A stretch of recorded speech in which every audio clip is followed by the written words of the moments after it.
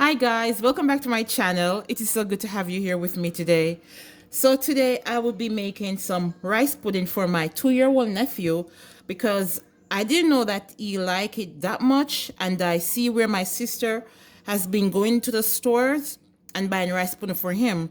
So instead of her buying it, I'm just going to go ahead and make it, store them in containers, small containers where he can have one each day. So here I have all my ingredients. I have 4 cups of water. I have a can of evaporated milk. I have 2 sticks cinnamon. I have half cup of white sugar. I have half a teaspoon of salt. I have vanilla. I have cinnamon powder. And I'm using some long grain rice, which I went ahead and wash. So that's all the ingredients that I'm using. And the funny thing is, fun fact really, I love rice porridge. And honestly, I didn't think of rice pudding. It's since that I migrated to the US that I know of rice pudding. So basically, it's the same thing as rice porridge that I would eat in Jamaica, but this is more like on the cold side. Anyway, so let's get right into the video. So here I have my pot. I'm just going to go ahead and add my water to this.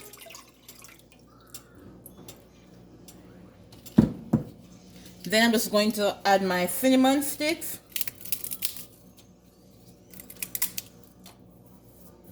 And then I'm just going to cover this and allow it to simmer so the cinnamon stick will release all that fragrance, all that flavor into my water.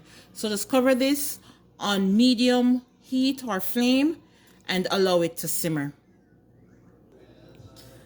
Now I'm just going to go ahead and remove my cinnamon sticks.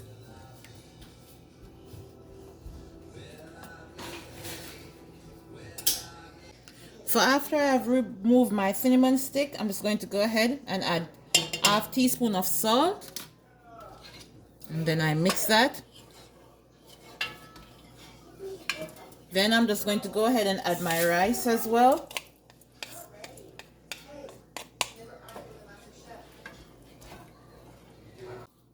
Now I'm just going to go ahead and cover back my rice and allow this to cook on low flame for about 15 minutes.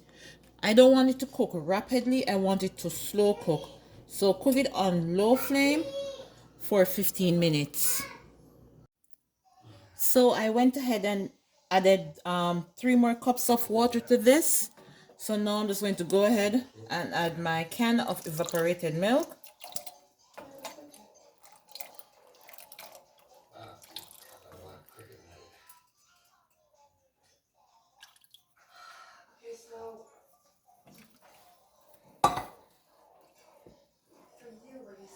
And also I'm going to add half cup of sugar to this.